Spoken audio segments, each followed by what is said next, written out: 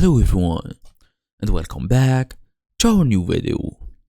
So you want to know where your Etsy traffic is really coming from. It's basically pretty doable. Your traffic sources inside Etsy tell you exactly how buyers find your shop.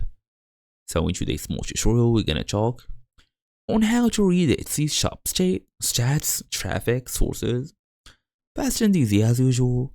Let's get started.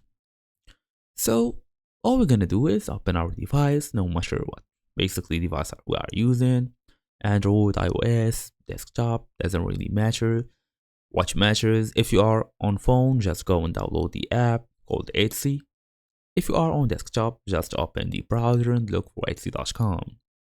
Now we're gonna tap on this thing, it will take us immediately to this new tab, so we can basically just log in using our email address and password.